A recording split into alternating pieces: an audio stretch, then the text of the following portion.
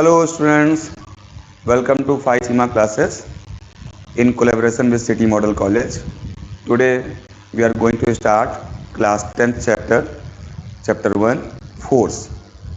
We will study the entire syllabus of this chapter. This is the first part of the chapter. Let us see what we will learn in this particular chapter. This is the entire syllabus. आपके class 10th board का इस chapter का ये पूरा एक syllabus है.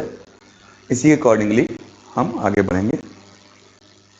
Okay, सबसे पहले हम लोग स्टडी करते हैं ट्रांसलेशनल एंड रोटेशनल मोशन के लिए. किस तरह के मोशंस होते हैं, किस तरह से बॉडी मूव करती है, उस बॉडी के मोशन के बेस पर ही हम उसके मोशन को टाइप को डिसाइड करते हैं. बेसिकली ये दो तरह के यहाँ पर लिखे हैं, लेकिन एक तरह का और होता है रोलिंग मोशन. जैसे जब आप साइकिल देखते हैं तो जो साइकिल चलती है तो वो उसका जो व्हील है वो रोटेशन के साथ साथ आगे भी एक्सटेंड कर रहा होता है, आगे भी मूव कर रहा होता है, यानी ट्रांसलेट कर रहा होता है. यानी ट्रांसलेशन मोशन जिसमें बॉडी स्लाइड करती है या एक डायरेक्शन में चलती है बिना रोटेट किए हुए, और रोलिंग मोशन जिसमें बॉडी रोटेट भी करती है और आगे भी बढ़ती है. तो साइकिल एक तरह से आपकी रोलिंग मोशन हुई. यदि आप किसी बॉल को ऐसे थ्रो करते हैं रोल करते हुए तो वो भी रोलिंग मोशन हुआ. लेकिन किसी फ्लोर पर किसी बॉक्स को आप रख कर उसको पुश करते हैं और वो आगे बढ़ता जाता है तो वो आपका ट्रांसलेशनल मोशन हुआ. तो एग्जांपल के तौर पे हम यहाँ पर एक देखते हैं कि सपोज ये हमारी कोई एक सरफेस है और इस सरफेस पे हमने ये बॉक्स रखा हुआ है आपका, और इस बॉक्स पर यदि हम कोई फोर्स F लगाते हैं तो वो इस F फोर्स से आगे की ओर स्लाइड हो गया. तो ये जो आपका मोशन था ये ट्रांसलेशनल मोशन था. ट्रांसलेशन मोशन में बॉडी रोटेट नहीं करती, सिर्फ अपनी पोजीशन को डिस्प्लेस करती है.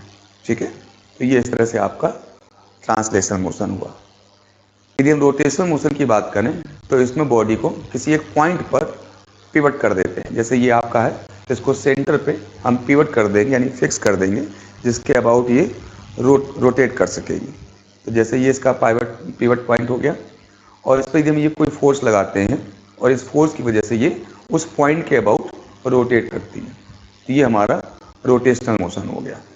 इसी तरह से जब हम रोलिंग मोशन की बात करते हैं तो जैसा मैंने पहले बताया कि रोलिंग मोशन में बॉडी रोटेशन के साथ साथ ट्रांसलेशन भी करती है, यानी अपनी जगह घूमने के साथ साथ वो आगे भी मूव करती है. जैसे यदि इस पर हम फोर्स लगा दें और ये आगे की ओर रोटेट करते हुए ट्रांसलेट करने लगेगा तो ये आपका रोलिंग मोशन हो जाएगा. इस तरह से तीन मोशन यहाँ पर हैं, ट्रांसलेशनल, रोटेशनल और रोलिंग. ट्रांसलेशन आपका ऊपर का था, इस तरफ का जो आपने देखा वो आपका रोटेशनल था, और जब बॉडी रोटेट करते हुए आगे बढ़ जाती है तो वो आपका रोलिंग मोशन हो जाता है. अब जैसे कोई बॉडी जब रोटेट करती है तो रोटेट करने के लिए नेसेसरी है कि वहाँ पर कोई हम फोर्स लगाएं जो उस बॉडी को रोटेट करने की कंडीशन में हो. तो जैसे सपोज ये हमने कोई एक लेमिना लिया है या कोई एक ब्लॉक लिया है या कोई बॉडी ली है. इस ब्लॉक या बॉडी को किसी एक पॉइंट पर हम फिक्स कर देंगे जिसके अबाउट ये रोटेट कर सके. तो सपोज वो पॉइंट आपका O है और इस O पॉइंट पर हमने इसको फिक्स कर दिया है. अब इस पर किसी पॉइंट P पर, इसका जो कोई पॉइंट P है उस पॉइंट P पर हम कोई फोर्स लगाते हैं तो उस फोर्स की वजह से इसमें एक रोटेशन की टेंडेंसी क्रिएट होगी. सपोज ये कोई हमने F फोर्स लगाया तो ऑब्वियस बात है जब F फोर्स लगाएंगे तो इस F फोर्स की वजह से ये ऐसे रोटेट हो जाएगी. इस डायरेक्शन में इसके रोटेट होने की कंडीशन डेवलप होगी यदि फोर्स लगाते हैं तो ये जो फोर्स है ये इस बॉडी को आगे की ओर मूव नहीं कर रहा है, ट्रांसलेट नहीं कर रहा है. क्यों? क्योंकि ये ऑलरेडी एक पॉइंट पर फिक्स है. तो ये बॉडी मूव तो नहीं कर सकती, लेकिन ये बॉडी इस फोर्स की वजह से रोटेट कर सकती है. तो यहाँ पर जो फोर्स है वो फोर्स इसको ट्रांसलेशनल मोशन नहीं करा पाएगा, क्योंकि जितना ये फोर्स लगा रहा है उतना ही इस पॉइंट पर एक फोर्स लग रहा है जो इस फोर्स के अगेंस्ट है, क्योंकि ये फिक्स है. तो यहाँ पर जो फोर्स होगा वो इस फोर्स को कैंसिल कर दे रहा है, इसलिए ट्रांसलेशनल इफेक्ट जो है इसका वो जीरो हो गया. लेकिन क्योंकि ये बॉडी रोटेट कर सकती है so this force will make it rotate, ये इसको रोटेट करने की टेंडेंसी रखेगा. इसको हम लोग टर्निंग इफेक्ट कहते हैं. तो क्या है ये टर्निंग इफेक्ट? तो turning effect on the body about an axis. तो ये जो आपका पॉइंट है इसको हम एक्सेस कहेंगे, क्योंकि इसके अबाउट ये आपकी बॉडी रोटेट कर रही है. तो इस पॉइंट से यदि हम परपेंडिकुलर लाइन ऐसे ले जाएं इस बॉडी को होते हुए तो उस एक्सेस को हम लोग कहते हैं रोटेशनल एक्सेस, ठीक है, ये एक्सेस ऑफ रोटेशन। तो जो टर्निंग इफेक्ट इस फोर्स का है वो इस पॉइंट के अबाउट जो होगा वो मोमेंट ऑफ फोर्स होगा, और मोमेंट ऑफ फोर्स यानी टॉर्क कहते हैं, ठीक है। The turning force, the turning effect on the body about an axis due to movement of force is called torque, ठीक है। अब ये टॉर्क कैसे निकालेंगे या इसका मोमेंट ऑफ फोर्स कैसे निकालेंगे उसको देखते हैं। ये मोमेंट ऑफ फोर्स क्या होता है? ये मोमेंट ऑफ फोर्स और torque is equal to product of the magnitude of the force, यानी जो फोर्स लगा रहे हैं उसका magnitude, and the perpendicular distance of the line of action of force from the axis of rotation. तो यहाँ पर दो चीजें, एक तो मैग्नीट्यूड ऑफ फोर्स है, आपका फोर्स का मैग्नीट्यूड लेना है हमको, और दूसरा क्या लेना है? दूसरा लेना है आपको परपेंडिकुलर डिस्टेंस। ये परपेंडिकुलर डिस्टेंस कहाँ से है? ये परपेंडिकुलर डिस्टेंस है line of action of force से from the axis of rotation, यानी ये आपका जो हो गया एक्सेस ऑफ रोटेशन हो गया, ये आपका फोर्स हो गया, और इस फोर्स की ऐसे सीधे लाइन खींचेंगे तो वो लाइन ऑफ एक्शन हो गई, और इस लाइन ऑफ एक्शन से हम परपेंडिकुलर जो डिस्टेंस होगी ये जो परपेंडिकुलर डिस्टेंस होगी, क्योंकि ये डिस्टेंस आपके फोर्स से परपेंडिकुलर होगी, इस डिस्टेंस को हम फाइंड आउट करेंगे और उस डिस्टेंस का इस फोर्स के मैग्नीट्यूड से मल्टीप्लाई करेंगे तो हमें टॉर्क निकल के आ जाएगा। तो आइए पहले हम इसकी लाइन ऑफ एक्शन को इंक्रीज करते हैं। ये तो हमारा फॉर्मूला हो गया कि force into perpendicular distance of force from the point O. कैसे करेंगे? तो पहले हमने फोर्स की लाइन ऑफ एक्शन को एक्सटेंड कर दिया। इसको एक्सटेंड क्यों किया? जिससे कि हम जो परपेंडिकुलर लाइन ड्रॉ कर सकें इसके ऊपर, क्योंकि यदि हमने ऊपर वाली लाइन ड्रॉ नहीं करी होगी तो फिर ये परपेंडिकुलर लाइन जब लाएंगे तो वो हमारे फोर्स की लाइन को कहीं पर टच नहीं कर रही होगी। इसके लिए हम इस फोर्स की डायरेक्शन में ही उसको पैरेलली एक्सटेंड कर देते हैं। तो जब हम अपने एक्सेस ऑफ रोटेशन के पॉइंट से परपेंडिकुलर ड्रा करते हैं तो वो उस लाइन पर कहीं 90 डिग्री पर अटैच करती है, और फिर इस डिस्टेंस को हम ले लेते हैं, यही वो डिस्टेंस है perpendicular distance from the axis of rotation to the line of action of force, और इस परपेंडिकुलर डिस्टेंस को फोर्स की वैल्यू से मल्टीप्लाई करेंगे तो हमें टॉर्क निकल आएगा। यहाँ पर फोर्स F हो गया और जो डिस्टेंस हो गई परपेंडिकुलर वो हो गई आपकी OQ, ठीक है। तो F इंटू OQ, ये आपके इस अप्लाइड फोर्स का मोमेंट ऑफ फोर्स कहिए या टॉर्क कहिए, ये इसकी वैल्यू हो गई। अब आप यहाँ पर देख रहे हैं कि आप यदि फोर्स लगा रहे हैं तो जो टॉर्क, जो टर्निंग इफेक्ट है वो दो बातों में डिपेंड कर रहा है, एक तो फोर्स पर और दूसरा उसकी डिस्टेंस पर। तो ये जो फोर्स आपने लगाया ये जितना इसके पास करते जाएंगे, जो आपका एक्सेस ऑफ रोटेशन है, ये फोर्स जितना उसके पास करते जाएंगे इस OQ की वैल्यू कम होती जाएगी, यानी टॉर्क भी कम होता जाएगा। तो सीधी सी बात हो गई कि यदि आपको अप्लाइड फोर्स का मैक्सिमम टॉर्क चाहिए तो इसको जितना दूर लगाएंगे, जितनी ये डिस्टेंस OQ ज़्यादा होगी, यदि इस फोर्स को हम इस पॉइंट पर लगाएंगे तो टॉर्क हमारा और ज़्यादा हो जाएगा, क्योंकि तब परपेंडिकुलर डिस्टेंस हमारी ऊपर से लेकर यहाँ तक होगी।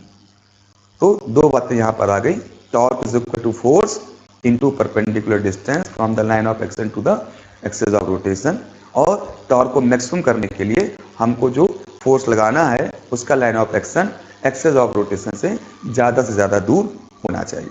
अब आप कहेंगे कि ये फोर्स हम यहाँ लगा दें, तो यहाँ पर कहाँ लगाएंगे? यहाँ तो बॉडी है नहीं, आपको बॉडी में ही किसी पॉइंट पर जितना दूर हो सके आपको अपने centre of axis of rotation से दूर लगाना है। ओके, तो this you can also note कि for producing maximum turning effect on a body by a given force, यदि फोर्स कांस्टेंट रहता है और आप मैक्सिमम टर्निंग इफेक्ट निकालना चाहते हैं, then the perpendicular distance from the line of axis to the axis of rotation should be maximum.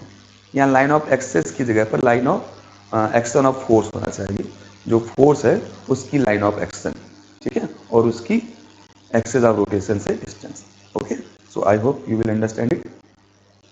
Next देखते हैं कि जो हमारा फोर्स है ये एक फिजिकल क्वांटिटी है और इसका moment of force physical quantity हुई, इसके कुछ यूनिट्स भी होंगे और उन यूनिट्स को चेक करते हैं। और बेसिकली यूनिट निकालने के जो हमारे पास ईजिली मेथड अवेलेबल है वो ये है कि हम उसका फॉर्मूला लगाते हैं और फॉर्मूले में जो डिफरेंट वैल्यूज़ हम यूज़ कर रहे होते हैं, डिफरेंट क्वांटिटीज़ यूज़ कर रहे होते हैं, उनकी फंडामेंटल यूनिट्स को रख देते हैं और हमारा जो गिवन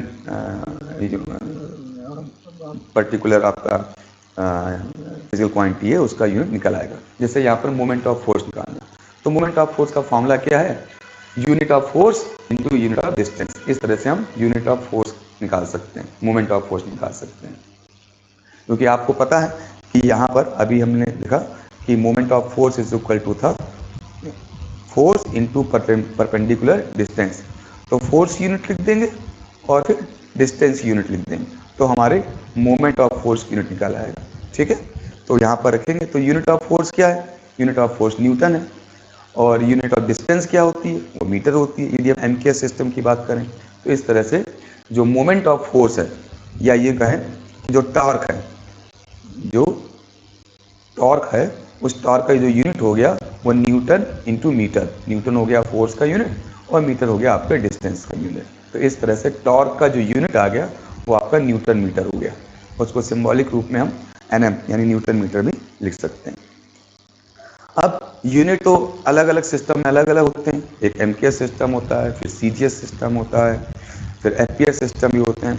तो बेसिकली हम लोग के यहाँ जो क्वेश्चंस पूछे जाते हैं या जिनका हम यूज़ करते हैं वो या तो एमकेएस सिस्टम का यूज़ करते हैं, एसआई सिस्टम, या फिर सीजीएस सिस्टम। तो यहाँ पर हमने ये तो न्यूटन मीटर देख लिया एमकेएस सिस्टम को। अभी इसी को यदि हम सीजीएस सिस्टम में लिखना चाहें तो सीजीएस सिस्टम में क्या होता है, जो फोर्स हो जाएगा आपका, जो फोर्स है उस फोर्स की यूनिट सीजीएस सिस्टम में क्या होगी, डाइन, और डिस्टेंस की सीजीएस सिस्टम में यूनिट क्या होगी, सेंटीमीटर। तो यूनिट ऑफ फोर्स क्या, तो ये आपका unit of moment of force क्या हो गया यहाँ पर, डाइन सेंटीमीटर हो गया। तो ये आपका सीजीएस सिस्टम हो गया। ओके, और ये आपका यहाँ पर एमकेएस सिस्टम में मैंने लिखा था, क्योंकि एमकेएस सिस्टम में आपका न्यूटन मीटर या एसआई सिस्टम का है, तो ये न्यूटन मीटर था और ये आपका डाइन सेंटीमीटर सीजीएस सिस्टम हो गया। ये यहाँ पर एसआई सिस्टम भी कहेंगे क्योंकि न्यूटन जो है आपका एसआई यूनिट है। ठीक है, अब इसी को एक चीज़ और भी हम लोग कर सकते हैं, वो ये कि न्यूटन को हम लोग यदि कंप्लीटली एमकेएस सिस्टम में लिखना चाहें तो एमकेएस सिस्टम का मतलब हो गया F is equal to ma होता है, जो आपका फोर्स का फॉर्मूला है। अब यहाँ से m हो गया आपका kg और एक्सेलरेशन हो गया मीटर पर सेकेंड स्क्वायर। तो ये फोर्स का एमकेएस सिस्टम का यूनिट हो गया, और इसी को एसआई सिस्टम में हम लोग न्यूटन कह देते हैं। ओके, तो एसआई सिस्टम में यदि फोर्स का यूनिट लिखेंगे तो न्यूटन लिख देंगे, यदि एमकेएस सिस्टम में लिखेंगे तो हम क्या लिखेंगे, केजी मीटर पर सेकेंड स्क्वायर, ये फोर्स का। और फिर यूनिट जो डिस्टेंस की है, जो परपेंडिकुलर है, उसका यूनिट लिखेंगे एमकेएस सिस्टम में तो मीटर।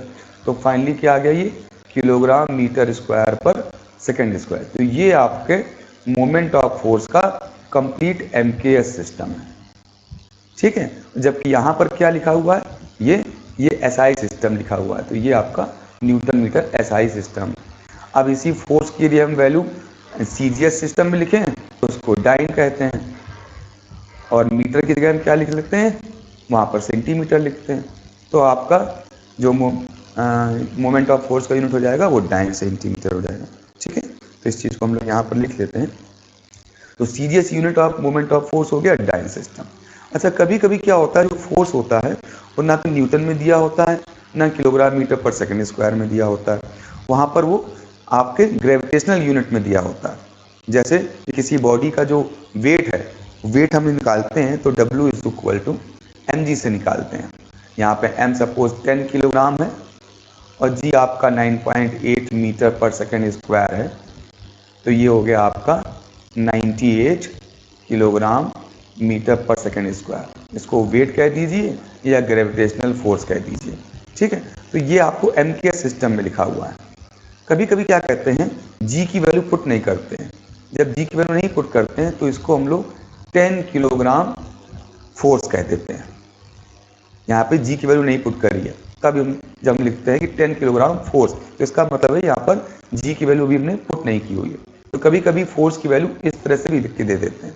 तो जब ऐसे लिख के दे देंगे तो यूनिट हमारा क्या हो जाएगा, तब फोर्स की जगह जो यूनिट लिखेंगे वो क्या लिखेंगे हम, तो वो आपका केजीएफ में लिखेंगे, जैसे 10 किलोग्राम फोर्स, और डिस्टेंस मीटर में।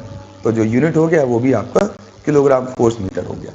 अच्छा, सीजीएस सिस्टम में यही चीज़ आ जाए तो वहाँ पर किलोग्राम तो होता नहीं सीजीएस सिस्टम में, वहाँ तो ग्राम होता है, तो वहाँ ग्राम फोर्स सेंटीमीटर लिखेंगे। ये आपका सीजीएस सिस्टम में हो गया। एसआई सिस्टम में किलोग्राम फोर्स हो जाएगा क्योंकि जी से मल्टीप्लाई नहीं किया है, तो इसलिए जी की वैल्यू रखी नहीं है, तो इसको न्यूटन लिख नहीं सकते, तो इसको हम किलोग्राम फोर्स कहेंगे। सीजीएस सिस्टम में यदि जी की वैल्यू नहीं रखते हैं तो वहाँ पर इसको ग्राम फोर्स कहेंगे। अब यदि हम कुछ रिलेशन देखना चाहें आपस में एसआई सिस्टम का और सीजीएस सिस्टम का रिलेशन क्या है, तो उसको देखें। तो यहाँ पर आप देख रहे हैं जो 1 न्यूटन मीटर है, तो 1 न्यूटन मीटर को यदि हम सीजीएस सिस्टम में कन्वर्ट करें तो ये इस तरह से 10⁷ डाइन सेंटीमीटर आता है। अब आप जानना चाहेंगे कैसे आया, तो आप देखते हैं कि 1 न्यूटन मीटर का मतलब क्या हुआ। न्यूटन को यदि हम केस में लिखें कंप्लीट तो 1 किलोग्राम मीटर पर सेकेंड स्क्वायर, और ये जो आपका मीटर है इसको सिंपली मीटर लिखेंगे। तो ये तो हो गया आपका एमकेएस सिस्टम। अब इसको कन्वर्ट करना है हमको सीजीएस में यानी डाइन में, और डाइन का मतलब क्या होता है, डाइन का मतलब होता है ग्राम सेंटीमीटर पर सेकेंड स्क्वायर। तो अब हमारा जो यूनिट न्यूटन मीटर में दिया है, एसआई सिस्टम में दिया है, उसको सीजीएस में कन्वर्ट करना है। इसका मतलब ये सारी चीज़ें हमको ग्राम मीटर सेकेंड में कन्वर्ट करनी, ग्राम सेंटीमीटर सेकेंड में कन्वर्ट करनी। तो 1 किलोग्राम को आप क्या लिख सकते हैं, 10⁻³ ग्राम लिख सकते हैं, ठीक है। और इसके साथ में ये मीटर दिया हुआ है, मीटर क्या लिख सकते हैं, 10⁻² सेंटीमीटर लिख सकते हैं, अपॉन नीचे सेकेंड स्क्वायर हो गया। ऐसे ही इस तरफ फिर ये जो आपका डिस्टेंस यूनिट मीटर, इसको भी आपको सेंटीमीटर लिखनी पड़ेगी। तो अब आप ये देखिए क्या आ गया, अब मीटर को सेंटीमीटर लिखेंगे तो यहाँ पर 10⁻² सेंटीमीटर लिखेंगे इस जगह पर, 10⁻², क्योंकि 1 मीटर में 10⁻² सेंटीमीटर होते हैं। तो देखिए ये ग्राम, ये सेकेंड स्क्वायर और ये सेंटीमीटर, ये पूरा क्या बन गया, ये तो बन गया डाइन। तो इसकी जगह क्या लिख सकते हैं आप, 10⁻³ डाइन, और ये 10⁻² सेंटीमीटर तो आपका ऑलरेडी था ही। अब इसको मल्टीप्लाई कर देंगे तो आपका क्या हो जाएगा, सॉरी ये जो आपका 10⁻³ ये और ये 10⁻², तो यहाँ पर ये आपका 10⁻5 आ जाएगा, ठीक है, 10⁻5 और ये वाला 10⁻², तो टोटल आपका इस तरह से ये 10⁻7 डाइन सेंटीमीटर आ जाएगा, ठीक है। तो ये वो प्रोसेस हो गया जिससे हमने न्यूटन मीटर को हमने एमकेएस से सीजीएस में, और सीजीएस के चीज़ को हमने डाइन में कन्वर्ट करके लिखा है, जो फाइनली यहाँ पर आपका आ गया, ठीक है। तो इसको आप नोट कर सकते हैं। इसी तरह से 1 किलोग्राम फोर्स को यदि फोर्स लिखा हुआ है और उसको न्यूटन मीटर में कन्वर्ट करना है, तो ऑब्वियस बात है यहाँ जी की वैल्यू पुट कर देंगे, तो ये जो किलोग्राम फोर्स वाला था जिसमें ग्रेविटेशन यूनिट पुट नहीं की थी, पुट करते ही वो न्यूटन मीटर में कन्वर्ट हो जाएगा। यदि यही ग्राम फोर्स में दिया है तो ग्राम फोर्स में जब हम जी की वैल्यू पुट करेंगे तो वो 980 सेंटीमीटर पर सेकेंड स्क्वायर रखेंगे। ध्यान रखिए जी की वैल्यू 9.8 मीटर पर सेकेंड स्क्वायर होती है, और इसी जी की वैल्यू यदि सीजीएस में कहें तो 980 सेंटीमीटर पर सेकेंड स्क्वायर हो जाएगी, क्योंकि मीटर को जब सेंटीमीटर में कन्वर्ट करेंगे तो 100 आ जाएगा और इससे मल्टीप्लाई हो जाएगा। जब हम सीजीएस की बात कर रहे थे तो यहाँ पर जी की वैल्यू 980 रखेंगे, जब एमकेएस की बात कर रहे थे तो जी की वैल्यू यहाँ पर 9.8 रखते हैं। ये कब रखते हैं, जब आपका जो फोर्स होता है ग्रेविटेशनल यूनिट में, यानी इस तरह से किलोग्राम फोर्स ऐसे लिखा हो, केजीएफ में लिखा हो, है ना। जब केजीएफ में लिखा है इसका मतलब यहाँ जी की वैल्यू नहीं रखी गई, तभी हम ऐसा करेंगे, ओके। तो इस तरह से ये आपके units of moment of force आ गए। अब हम आगे देखते हैं मोमेंट किस तरह के होते हैं, क्लॉकवाइज और एंटी क्लॉकवाइज। इसका मतलब क्या है कि जब कोई बॉडी किसी पॉइंट के अबाउट रोटेट कर सकती है तो हम जो फोर्स लगा रहे हैं वो फोर्स उस बॉडी को किस डायरेक्शन में रोटेट करने की टेंडेंसी रख रहा है। यदि वो फोर्स उस बॉडी को क्लॉकवाइज आपका रोटेट करने की टेंडेंसी रख रहा है तो वो कहेंगे आप उसको कि वो क्लॉकवाइज मूवमेंट है, और यदि वो एंटी क्लॉकवाइज रोटेट होने की टेंडेंसी रख रहा है तो हम कहेंगे उसको एंटी क्लॉकवाइज मूवमेंट है। एंटी क्लॉकवाइज मूवमेंट को हम लोग पॉजिटिव लेते हैं और क्लॉकवाइज मूवमेंट को हम लोग नेगेटिव लेते हैं, उसको भी हम समझेंगे ऐसा क्यों करते हैं। तो इस तरह से किसी बॉडी पर हम कोई जो फोर्स लगा रहे हैं वो उसको एंटी क्लॉकवाइज घुमा रही है, तो उस फोर्स के इफेक्ट को एंटी क्लॉकवाइज मूवमेंट या पॉजिटिव कहेंगे। जैसे यहाँ पर एग्जांपल दिया, ये जो आपकी एक व्हील है ये एंटी क्लॉकवाइज घूम रही है, ठीक है, ये आपका व्हील एक एंटी क्लॉकवाइज घूम रहा है। तो एंटी क्लॉकवाइज घूमने की वजह से इस पर जो फोर्स यदि हमने कोई लगाया है जिसकी वजह से घूम रहा है, उस फोर्स के मूवमेंट को हम लोग एंटी क्लॉकवाइज मूवमेंट या पॉजिटिव मूवमेंट कहेंगे। ऐसे ही कोई बॉडी क्लॉकवाइज घूम रही है, तो ये जब आपकी क्लॉकवाइज घूम रही है, ठीक है, तो ये जब आपकी क्लॉकवाइज घूम रही है इसको हम लोग कहेंगे आपका क्लॉकवाइज मूवमेंट, और ये नेगेटिव होता है। अब इसकी डायरेक्शन भी होती है। जो मोमेंट है ये आपका वेक्टर क्वांटिटी है, जो मोमेंट ऑफ फोर्स है ये आपका वेक्टर क्वांटिटी है, और इसीलिए इसकी डायरेक्शन भी। अब उस डायरेक्शन को कैसे मेजर करेंगे? तो जैसे यहाँ पर आप देख रहे हैं ये आपकी एंटी क्लॉकवाइज घूम रही है, तो इसकी डायरेक्शन क्या होगी? इसके लिए आप अपने फिंगर को लेंगे और फिंगर को ऐसे रखेंगे। यदि आपकी बॉडी फिंगर की कर्लिंग की डायरेक्शन में, जैसे ये फिंगर की कर्लिंग की डायरेक्शन में घूम रही है, ठीक है, तो इसका जो क्लॉकवाइज जो है इस एंटी क्लॉकवाइज मूवमेंट बन रहा है उसकी डायरेक्शन आपकी तरफ होगी इस तरह से, ठीक है। और ये जो है ये आपकी फिंगर के अपोजिट डायरेक्शन में घूम रही है, इस तरह से घूम रही है, तो इसकी डायरेक्शन अंदर की ओर होगी। अब ये अंदर की ओर है इसलिए इसको नेगेटिव कह रहे हैं, और ये आपकी बाहर की ओर रोटेट कर रही है, ठीक है, इसलिए इसको पॉजिटिव कह रहे हैं। तो जब कहीं भी आपकी फिंगर की डायरेक्शन में कोई रोटेशन हो रहा होगा, जो आपने इस तरह से हम राइट हैंड थंब रूल ले रहे हैं, तो हमारी फिंगर जो कर्ल है इस कर्ल की डायरेक्शन में यदि कोई फोर्स हमारे देखने पर दिखाई दे रहा है तो उसमें एंटी क्लॉकवाइज मूवमेंट होगा और वो ऊपर की ओर होगा, और यदि फिंगर की अपोजिट डायरेक्शन में घूम रही तो वो नीचे की ओर होगा, ठीक है। तो इस तरह से हम क्लॉकवाइज और एंटी क्लॉकवाइज मूवमेंट की डायरेक्शन को तय करते हैं। अब कुछ एग्जांपल्स ले लेते हैं। जैसे हम डोर का एग्जांपल लेते हैं कि ये आपका एक डोर है, तो इस डोर को आप ओपन करना चाह रहे हैं, तो डोर को सिंपली कैसे ओपन करते हैं? आप उसकी एज पे उसका हैंडल पकड़ के ऐसे आप पुश कर देते हैं। लेकिन यदि आप डोर को ऐसे पकड़ के सामने की ओर पुश करें उसके वुड की डायरेक्शन में, ठीक है, उसको वुड की डायरेक्शन में पुश करें, जैसे यहाँ पर ये आपका डोर है इस तरह से, इसको हम ऊपर से देख रहे हैं, जो डोर है उसकी एज दिखाई दे रही है, ये जो आप डोर दिखाई दे रहा है इसकी जो ऊपर वाली एज है, यदि आप ऊपर से देखें, आप रूप से देखें तो आपको केवल डोर की एज दिखाई देगी। तो यदि उसकी हम डोर की एज देखें और हम फोर्स लगाएं तो तीन तरीके से हम यहाँ पर फोर्स को अप्लाई कर रहे हैं। एक तो फोर्स है जो यहाँ लगा रहे हैं, यानी कहाँ पर लगा रहे हैं? जहाँ पर डोर टंगा हुआ है, जहाँ पर उसके कब्जे हैं या उसके हिंग्स है। तो यदि हम डोर के कब्जों के पर लगाएंगे फोर्स तो वैसे लगाएंगे, ठीक है।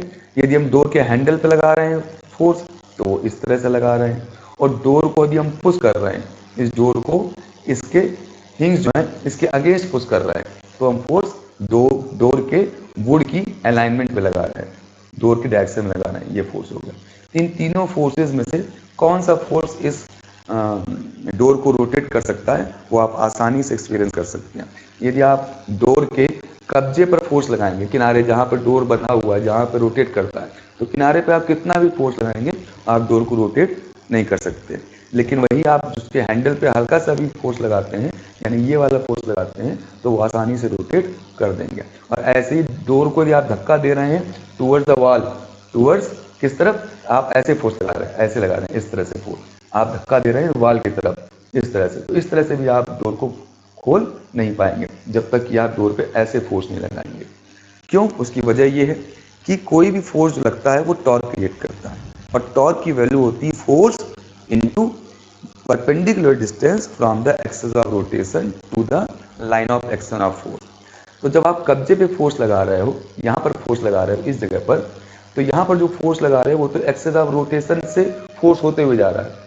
तो जब फोर्स खुद एक्सिस ऑफ रोटेशन से जा रहा है तो एक्सिस ऑफ रोटेशन से उसकी डिस्टेंस कितनी हो गई? जीरो, क्योंकि वो तो खुद ही एक्सिस ऑफ रोटेशन से जा रहा है। तो इसलिए इस फोर्स का कोई टर्निंग इफेक्ट नहीं होगा।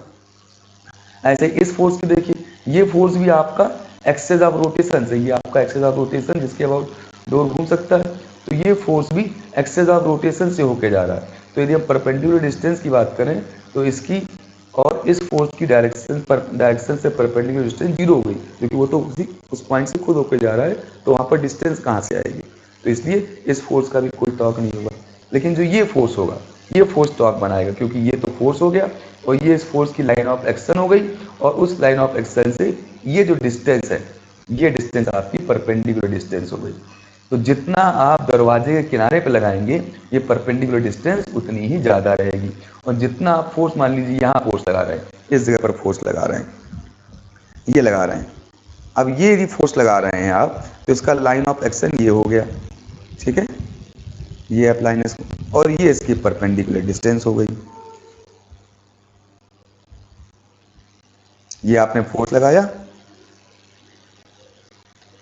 ये आपने फोर्स लगाया, और ये इसकी परपेंडिकुलर डिस्टेंस हो गई। तो आप देख रहे हैं जो अभी फोर्स लगाया यदि हम डोर के बीचों बीच लगाते हैं तो उसकी perpendicular distance axis of rotation से कम हो गई, तो यहाँ पर हमको ज़्यादा फोर्स लगाना पड़ेगा। जबकि फोर्स जब हम बिल्कुल किनारे लगाते हैं तो ये फोर्स हुआ और ये इसकी परपेंडिकुलर डिस्टेंस हो गई पूरी यहाँ तक, इस जगह तक, यानी डोर की जो पूरी चौड़ाई है, तो आपको सबसे ज़्यादा टॉर्क लगेगा और आपको कम से कम फोर्स लगाना पड़ेगा। ऐसे एक और एग्जाम्पल ले सकते हैं, जैसे ये कोई नट है, इस नट को यदि आप खोलना चाहते हैं रिंच से, तो यदि आप रिंच पे यहाँ पर फोर्स लगाएंगे तो आपको ज़्यादा फोर्स लगाना पड़ेगा, और इसी वजह से इस टूल का यूज़ कर रहे हैं जिससे हम दूर से रहते इसके ऊपर फोर्स लगा सकें। तो जब फोर्स की डिस्टेंस ज़्यादा हो जाएगी तो ये फोर्स हो गया और ये फोर्स की परपेंडिकुलर डिस्टेंस हो गई आपकी एक्सेस ऑफ रोटेशन से। जिसको हम ड्रा करना चाहें तो ये आपका फोर्स की लाइन ऑफ एक्शन हो गई, और यहाँ से लेकर ये आपकी डिस्टेंस हो गई, ये परपेंडिकुलर हो गया, तो ये फोर्स हो गया, ठीक है। तो ये आपका ये डायरेक्शन हो गई फोर्स की, और ये हो गई आपकी एक्सेस ऑफ रोटेशन, क्योंकि नट इसके अबाउट घूमेगा, यहाँ घूमेगा, तो ये आपकी हो गई एक्सेस ऑफ रोटेशन। तो एक्सेस ऑफ रोटेशन से ये परपेंडिकुलर डिस्टेंस और ये फोर्स, तो ये डिस्टेंस चूंकि ज़्यादा है, अब इससे ज़्यादा तो लगा नहीं सकते, आप हवा में तो फोर्स लगाएंगे नहीं, आप अपने टूल पे लगाएंगे, तो आप यहाँ पर आपको मैक्सिमम टॉर्क लगेगा। अब यही फोर्स आप यदि यहाँ लगाइए, इस जगह पर लगाइए, तो यदि आप उस यहाँ पर फोर्स लगाते हैं तो आपकी परपेंडिकुलर डिस्टेंस कम मिल रही है आपको, तो यहाँ पर आपको टॉर्क कम मिलेगा, ठीक है। तो इस तरह से हम टॉर्क को मैक्सिमम और मिनिमम कर सकते हैं एक्सेस ऑफ रोटेशन से कम या ज़्यादा डिस्टेंस करके, ठीक है। अब नेक्स्ट देखते हैं कपल ऑफ मूवमेंट और मूवमेंट ऑफ कपल। इसका मतलब क्या है? अभी तक हमने देखा कि बॉडी पर जब कोई फोर्स लगाते हैं तो वो उसको रोटेट करने की टेंडेंसी रखती है। यदि रोटेट करने की टेंडेंसी रखती है तो उस फोर्स को हम कहते हैं कि वहाँ पर वो मूवमेंट ऑफ फोर्स या टॉर्क लगा रहा है। कभी कभी क्या है, या हम ये कहें कि किसी बॉडी को यदि हम रोटेट करना चाहते हैं तो हमेशा वहाँ पर दो फोर्स लगते हैं, भले ही आप लगाएं या किसी और वजह से कोई दूसरा फोर्स कहीं और से लग रहा हो। यदि आपको वो फिक्स नहीं है बॉडी, यदि कोई बॉडी फिक्स नहीं है और फ्री है, तब आप इसको रोटेट करना चाहते हैं तो आपको दो फोर्स लगाने पड़ेंगे। अभी जब पीछे देखा हमने तो वहाँ पे एक डोर था, वो इस जगह पर फिक्स था, उसके अबाउट रोटेट कर रहा था, तो आपको सिंगल फोर्स लगाना पड़ा। जो नट था, नट टाइट था, वो अपनी पॉइंट पर उसके अबाउट ही रोटेट कर सकता था, तब भी आपको एक सिंगल फोर्स लगाना पड़ा अपने रिंच या अपने टूल के द्वारा। लेकिन कोई बॉडी यदि फ्री है, जैसे सपोज ये फ्री है, ज़मीन पर रखा हुआ या टेबल पर रखा हुआ, इसको यदि हम रोटेट करेंगे तो हमको इसको पैरेलल दो फोर्स लगाने पड़ते हैं इस तरह से, ठीक है। हम सिंगल फोर्स लगा के लगाएंगे तो ये ट्रांसलेट भी करने लगेगा, यानी यदि हम टो रोटेशन चाहते हैं इसको तो उसके लिए हमको दो फोर्स लगाने पड़ते हैं, और दो फोर्स से टॉर्क बढ़ जाता है, आसानी से चीज़ घूम जाती है बजाय सिंगल फोर्स से। तो जब दो फोर्सेस लगते हैं किसी बॉडी को रोटेट करते समय, तो वहाँ पर वो जो दो फोर्स है यदि वो मैग्नीट्यूड में इक्वल है, जो वैल्यू है उनकी मैग्नीट्यूड है वो इक्वल है, आपस में पैरेलल भी हैं और अपोजिट डायरेक्शन में, तब ऐसे फोर्सेस को हम कपल फोर्सेस, और उनके द्वारा जो टर्निंग इफेक्ट होता है उसको मूवमेंट ऑफ कपल कहते हैं। तो जैसे कुछ एग्जांपल देखते हैं, जैसे ये आपकी वाटर टैप है, इस वाटर टैप को यदि आप खोलना चाहते हो तो आप अपने फिंगर से फोर्स लगाते हो, तो आप एक थंब से भी फोर्स लगता है और आपकी फिंगर से भी लगता है, तो इस तरह से दो फोर्स आप लगा करके उसको आसानी से आप रोटेट कर सकते हो। यानी two equal and opposite forces, two equal and opposite parallel forces. यहाँ भी ये बात ध्यान रखनी है कि जो दो फोर्स हों उनका मैग्नीट्यूड इक्वल हो, आपस में डायरेक्शन अपोजिट हो, और दे मस्ट बी पैरेलल होनी चाहिए, तभी उनका मैक्सिमम टर्निंग इफेक्ट मिलेगा हम लोगों को, ठीक है। तो two equal and opposite parallel forces not acting along the same line. अभी इसको हम डिस्कस करेंगे कि not acting along the same line का मतलब क्या है। तो टू इक्वल फोर्सेस आप समझ गए कि उनकी वैल्यू बराबर होनी चाहिए, अपोजिट होने चाहिए और पैरेलल होने चाहिए, ठीक है, और not acting along the same line, ये आपको कपल बनाते हैं। अब देखिए थोड़ा हम एक बना दिखाते हैं आपको। सपोज एक फोर्स आपने ये लगाया, तो दूसरा फोर्स इसी के पैरेलल होना चाहिए इस तरफ, और उनकी जो वैल्यू है वो भी एक दूसरे के बराबर। तो ये दो फोर्स हो गए, ये इक्वल है मैग्नीट्यूड में, डायरेक्शन में अपोजिट है, आपस में पैरेलल है। अब बात आ रही है not acting along the same line. अब यहाँ इस फोर्स की जो लाइन ऑफ एक्शन है वो ये है, यानी इस डायरेक्शन में ये लाइन ऑफ एक्शन, यानी किस लाइन के अलोंग इसका एक्शन है वो ये है, और इस फोर्स की जो लाइन ऑफ एक्शन है वो ये है, ठीक है, आप यहाँ पर पा रहे हैं कि दोनों की लाइन ऑफ एक्शन अलग है, सेम नहीं है। लेकिन यदि किसी बॉडी पर, ये कोई बॉडी है सपोज, और एक फोर्स हम ये लगा रहे हैं और दूसरा फोर्स ये लगा रहे हैं, तो यहाँ पर भी फोर्स आपके इक्वल हैं, ठीक है, आपस में पैरेलल भी हैं, अपोजिट भी हैं, लेकिन इनके साथ एक दिक्कत है, इन दोनों की लाइन ऑफ एक्शन एक ही हो गई। इसकी भी लाइन ऑफ एक्शन एक ही है, इसको भी आगे बढ़ाएंगे तो उसकी भी लाइन ऑफ एक्शन एक ही आएगी। तो ये जो फोर्सेस हैं ये इक्वल भी हैं, अपोजिट भी हैं, पैरेलल भी है, लेकिन इनकी लाइन ऑफ एक्शन एक है, इसलिए ये बॉडी को रोटेट नहीं कर पाएंगे। जबकि यहाँ पर यदि हम कोई बॉडी पर हम फोर्स लगा रहे थे तो इनकी लाइन ऑफ एक्शन अलग अलग थे, तो ये इस बॉडी को रोटेट कर पाएंगे। तो यहाँ पर not acting along the same line का मतलब यही है कि उनकी लाइन ऑफ एक्सेस, वो लाइन ऑफ एक्शन अलग अलग होनी चाहिए। यानी यदि उस फोर्स को आगे की ओर एक्सटेंड करें और दूसरे फोर्स को आगे की ओर एक्सटेंड करें तो आपस में उनकी लाइन ऑफ एक्शन अलग अलग हो, जैसे यहाँ पर आपकी अलग अलग है। और यहाँ पर दोनों बिल्कुल सामने थे, उनका line of action same direction में था। तो टॉर्क के लिए ये आपकी तीनों चारों बातें जरूरी हैं, दो हों, अपोजिट हों, पैरेलल हों, दो इक्वल हों, अपोजिट हों, पैरेलल हों और अलोंग द सेम लाइन ना हो। ठीक है, कुछ और एग्जांपल देखते हैं। जैसे ये कार का व्हील है, इसको भी रोटेट करने के लिए हमको दो फोर्स लगाने पड़ते हैं, एक इस तरफ से और एक इधर से। ठीक है, अच्छा ऐसे ही अब इसकी वैल्यू कैसे निकालें, तो इसकी वैल्यू निकालना कोई डिफिकल्ट नहीं है। जैसे पीछे हमने पढ़ा है कि किसी फोर्स का मोमेंट ऑफ फोर्स कैसे निकालते हैं, ये फोर्स की वैल्यू और सेंटर ऑफ रोटेशन से परपेंडिकुलर डिस्टेंस उसके लाइन ऑफ एक्शन पे मल्टीप्लाई कर देंगे तो आपका मोमेंट ऑफ फोर्स निकल आएगा। अब यहाँ पर दो फोर्स लगा रहे हैं तो दोनों फोर्सेस का अलग अलग मोमेंट ऑफ फोर्स निकालेंगे और उनको सम कर देंगे तो आपको मोमेंट ऑफ कपल निकल आएगा। तो आइए उसके लिए एक फिगर देखते हैं। ये एक और एग्जांपल है आपका, जैसे किसी टायर वगैरह व्हील वगैरह को खोलना पड़ता है जब वो पंचर हो जाता है या चेंज करना होता है, तो वहाँ पर भी रिंच में दो फोर्स लगाते हैं आप उसके रिंच में। अब देखिए ये एक हमने फिगर लिया हुआ है, ये एक रॉड है सपोज, और ये सेंटर पे पिवट है, यानी इस सेंटर के अबाउट ये रोटेट कर सकती है। जैसे इसको हमने लें और इसको यहाँ पे पिवट कर दें तो ये ऐसे रोटेट कर सकती है। तो इस तरह से ये कोई रॉड है जो इस सेंटर पे पिवट कर दी गई। अब हम यहाँ पर दो कपल लगा रहे हैं, दो कपल का मतलब दो force equal in magnitude, parallel to each other, opposing in direction और उनका लाइन ऑफ एक्शन अलग अलग हो। जैसे आप देखेंगे तो यहाँ पर जो ये फोर्स है, इस फोर्स का लाइन ऑफ एक्शन क्या है, इस फोर्स का लाइन ऑफ एक्शन ये है इस समय, और इस फोर्स का लाइन ऑफ एक्शन क्या है, इस फोर्स का लाइन ऑफ एक्शन ये। सिंपली फोर्स की डायरेक्शन को आप इंक्रीज कर दीजिए तो ये देखिए दोनों अलग अलग हैं, ये यहाँ से जा रहा है और ये फोर्स यहाँ से जा रहा है, तो दोनों की लाइन ऑफ एक्शन अलग अलग है। तो इसलिए ये दोनों ही फोर्स आपका कपल फोर्स हो गया और ये टॉर्क जो जनरेट करेंगे उसको दोनों की वजह से जनरेट होगा, उसको मोमेंट ऑफ कपल कहेंगे। तो क्या करें, हम दोनों फोर्सेस के द्वारा हम अलग अलग मोमेंट ऑफ फोर्स निकालें और उनको ऐड कर दें तो मोमेंट ऑफ कपल निकाल आएगा। सबसे पहले हम क्या करते हैं, ये जो आपका एफ फोर्स दिया हुआ है, ये एफ फोर्स नीचे की ओर है, ये एक्सेस ऑफ रोटेशन है, तो इसकी जो लाइन ऑफ एक्शन है, इसकी लाइन ऑफ एक्शन से परपेंडिकुलर डिस्टेंस, ये देखिए परपेंडिकुलर है 90 डिग्री है, तो ये परपेंडिकुलर डिस्टेंस क्या हो गई, OA हो गई। तो फोर्स और परपेंडिकुलर डिस्टेंस OA का मल्टीप्लाई कर देंगे तो आपको क्या आ जाएगा, टॉर्क आ जाएगा। अब ये किस तरफ घूम रहा है, देखिए ये फोर्स को इधर की ओर ऐसे रोटेट करना चाह रहा है और ये आपकी डायरेक्शन क्या है, एंटी क्लॉकवाइज डायरेक्शन है, यानी ये जो फोर्स है इस रॉड को एंटी क्लॉकवाइज रोटेट करने की टेंडेंसी रख रहा है। तो कितना इसका मोमेंट ऑफ फोर्स हो जाएगा, फोर्स इंटू परपेंडिकुलर डिस्टेंस, तो आपका जो फोर्स हो गया F, तो हमने F लिख दिया यहाँ पर, ठीक, और परपेंडिकुलर डिस्टेंस कितनी हो गई OA, तो हमने यहाँ पर OA लिख दिया। तो इस तरह से इस फोर्स का इस पॉइंट के अबाउट टॉर्क निकल आया या मोमेंट ऑफ फोर्स निकल आया।